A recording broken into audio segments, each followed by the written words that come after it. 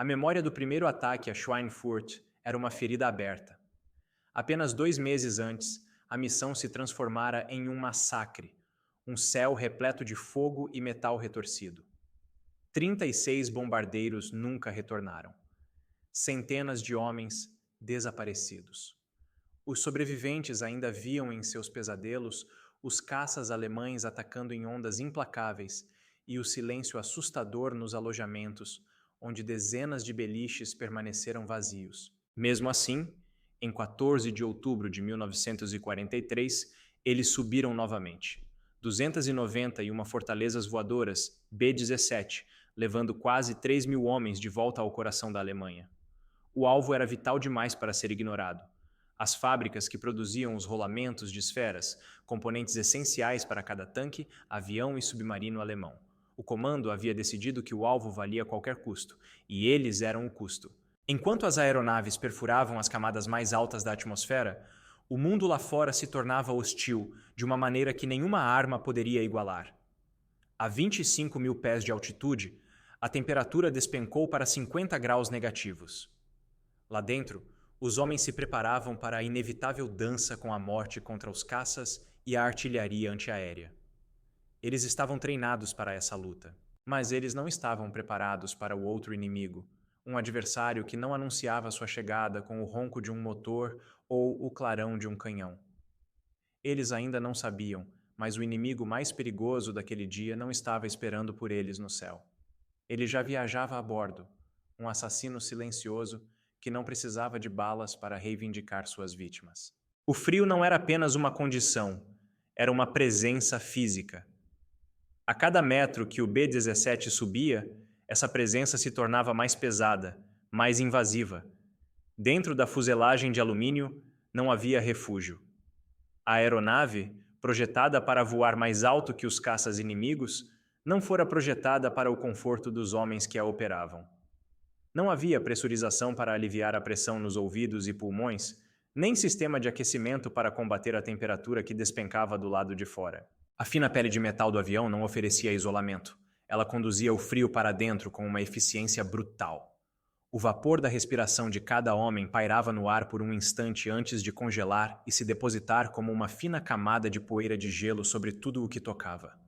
As janelas internas ficavam cegas por uma crosta de cristais de gelo, transformando o mundo exterior em um borrão branco e indistinto. Tocar qualquer superfície metálica com a pele nua era um erro que se cometia apenas uma vez. O contato era instantâneo e violento. Uma queimadura de gelo que matava a carne em segundos. Para os pilotos e o navegador, o frio era um inimigo constante, mas contido. Para outros, era um agressor direto. Os artilheiros de cintura viviam o pior pesadelo. Suas estações de combate eram janelas abertas, um buraco na lateral do avião, expondo-os a uma torrente sólida de ar ártico a 320 km por hora.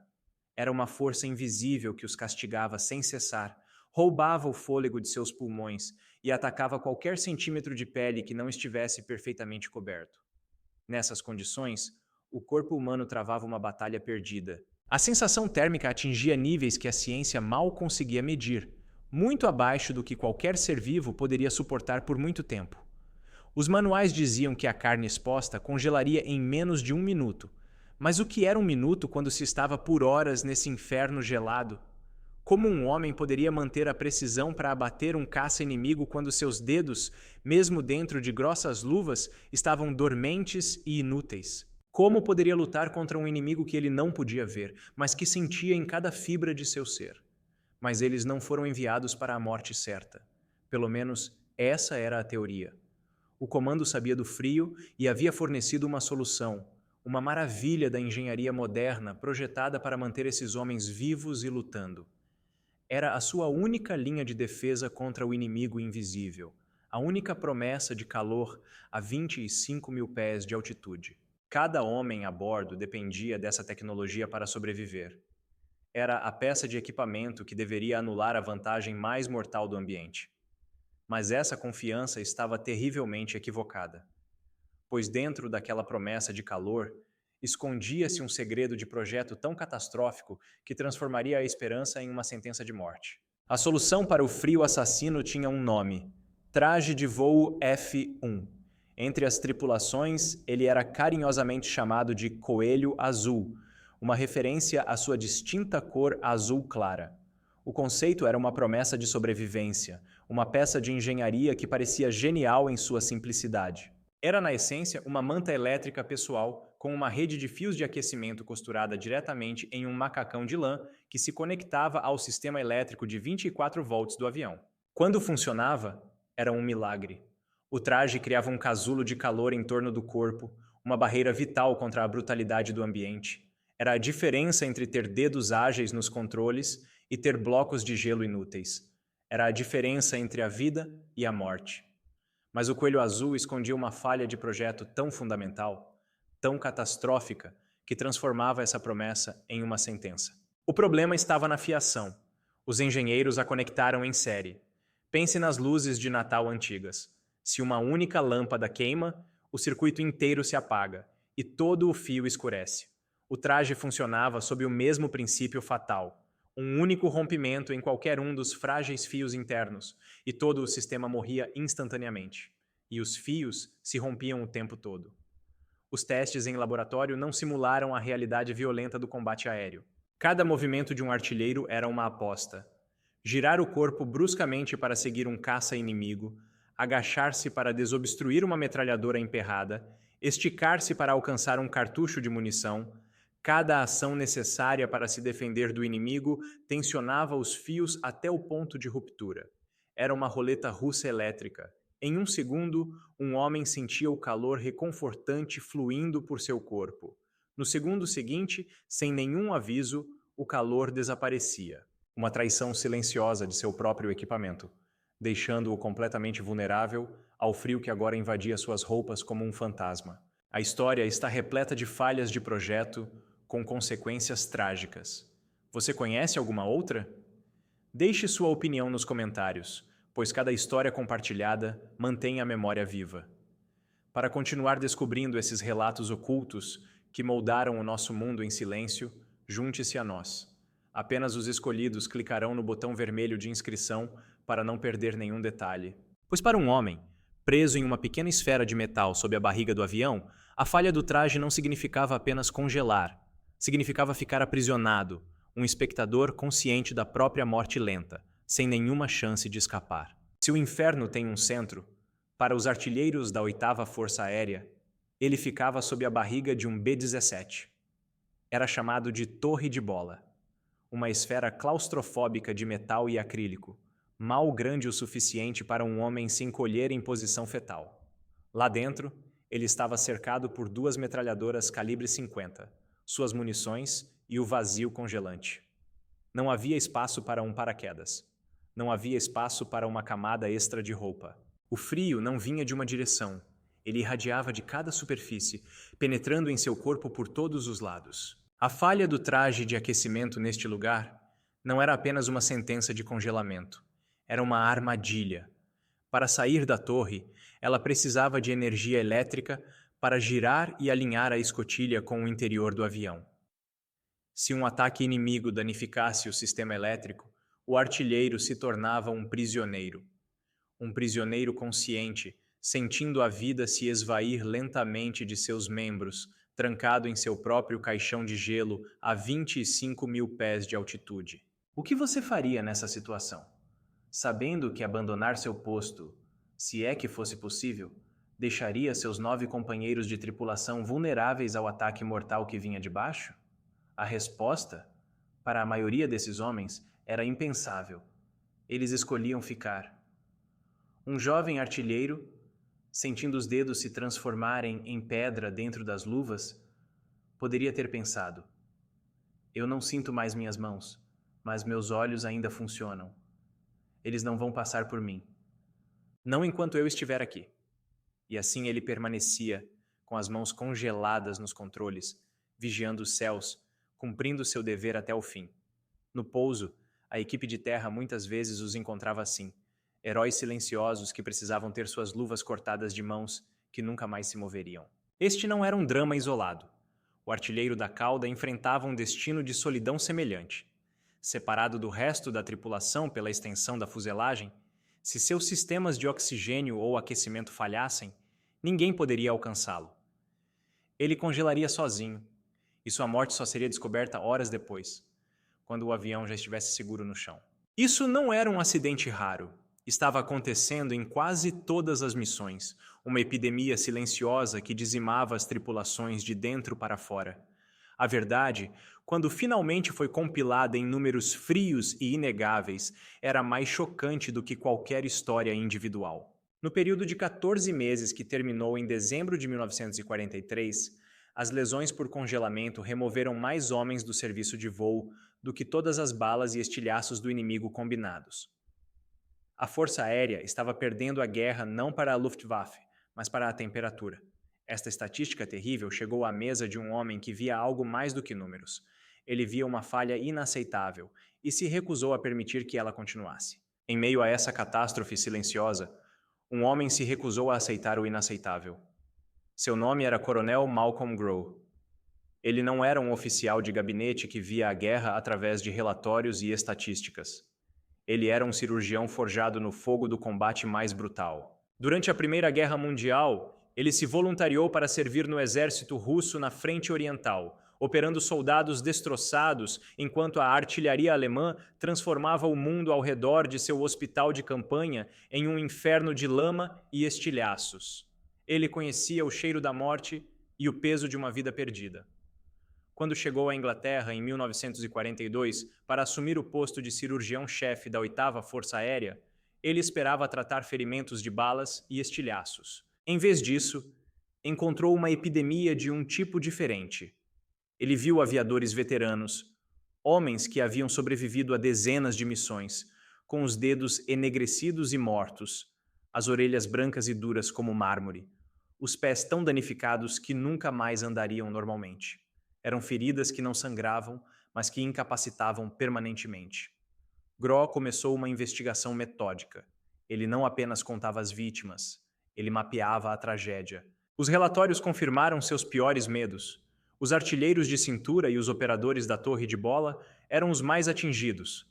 A causa primária não era erro humano ou falta de treinamento, era falha catastrófica do equipamento. 1/3 de todas as vítimas de congelamento exigia hospitalização, e muitas delas nunca mais voltariam a voar.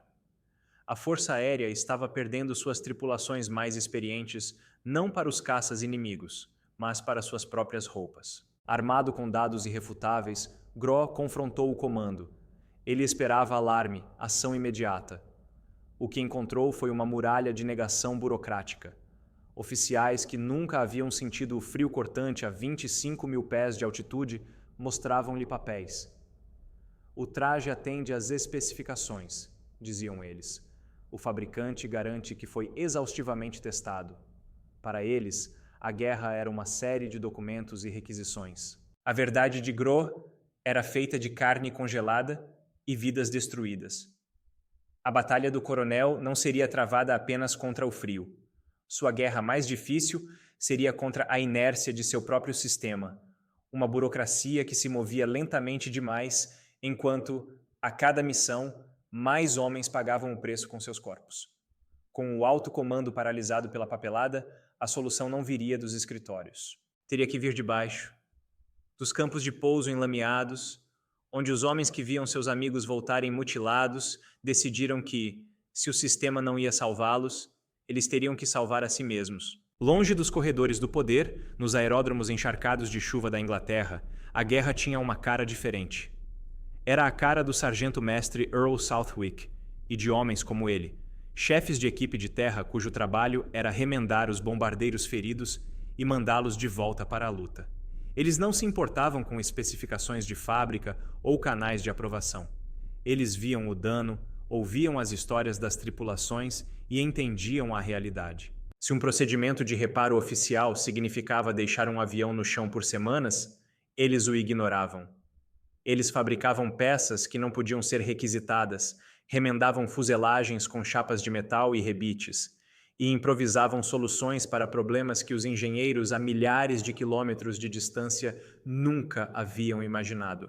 Eles tentavam reforçar a fiação dos trajes de aquecimento, adicionar isolamento extra nas posições dos artilheiros, qualquer coisa que pudesse dar aos seus homens uma chance a mais de voltar inteiros. No ar, a improvisação era uma questão de vida ou morte a cada segundo. O maior ponto de falha era tão simples quanto mortal: o travamento de uma metralhadora. O manual de treinamento, escrito em um ambiente controlado, instruía o artilheiro a limpar o mecanismo usando suas luvas de voo. Mas as luvas, projetadas para o calor, eram grossas e desajeitadas. Qualquer homem que já tivesse enfrentado um caça alemão sabia que seguir o procedimento era impossível. A escolha real era brutal. Um artilheiro tinha segundos para decidir. Ele podia arrancar a luva, agarrar o metal congelado a 50 graus negativos com a mão nua para desobstruir a arma e salvar seu avião, sabendo que o preço seriam seus próprios dedos. Ou ele podia deixar a arma inoperante e assistir, impotente, enquanto o inimigo destruía sua aeronave e matava todos a bordo. Eles sempre faziam a mesma escolha. Eles sacrificavam a si mesmos por seus irmãos. E nos relatórios oficiais, esses atos de heroísmo eram frequentemente registrados como violação de procedimento. O coronel Gros via essa desconexão fatal. Ele via a coragem das tripulações e a engenhosidade das equipes de terra. Mas ele também via que esses esforços desesperados eram como tentar esvaziar o oceano com um balde. O problema não era a falta de coragem ou habilidade. O problema era fundamentalmente o projeto do equipamento. Remendos não seriam suficientes. A solução precisava ser radical, redesenhando as ferramentas da guerra a partir do zero. Ele sabia que não podia mais esperar que a burocracia agisse. Se os homens nos céus da Alemanha teriam alguma chance, ele mesmo teria que se tornar o catalisador da mudança, forçando uma revolução na engenharia em meio ao caos da guerra. E sua primeira meta era matar o Coelho Azul de uma vez por todas. A determinação do coronel Gros transformou-se em ação implacável. Ele lançou sua própria guerra em múltiplas frentes, não com balas, mas com ciência e lógica. O primeiro alvo foi o traje de voo F-1. Ele encurralou os engenheiros e os forçou a confrontar a falha fatal da fiação em série. A solução, para qualquer pessoa com um conhecimento básico de eletricidade, era óbvia: fiação em paralelo. Nesse novo sistema, cada elemento de aquecimento operava em seu próprio circuito. Se um fio se rompesse, apenas aquela pequena seção ficaria fria. O resto do traje continuaria funcionando. Era uma mudança simples, mas revolucionária. Essa lógica deu origem aos novos trajes F2 e F3, que não eram apenas mais seguros, mas também modulares, mais resistentes e equipados com termostatos que permitiam aos tripulantes regular o calor. O Coelho Azul estava morto. Mas Gros sabia que o traje era apenas parte do problema.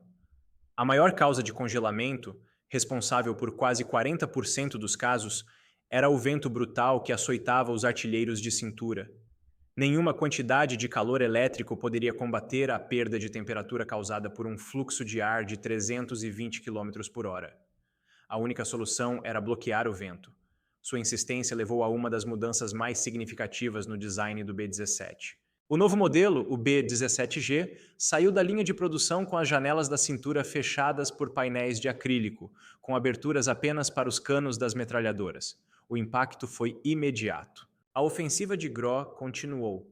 Ele supervisionou o design de novas luvas, feitas de materiais mais finos e flexíveis, que permitiam a destreza necessária para limpar uma arma sem expor a pele. Ele desenvolveu protetores faciais para combater as queimaduras de gelo no rosto e pescoço, e cobertores aquecidos eletricamente para envolver os homens feridos durante o longo voo de volta para casa. Lentamente, mas de forma constante, a maré começou a virar. Os relatórios de baixas por congelamento, que antes superavam os de combate, começaram a diminuir drasticamente. A eficiência das tripulações aumentou, e então, um efeito inesperado começou a ser notado do outro lado da guerra. Relatórios de inteligência alemães falavam de uma mudança inexplicável.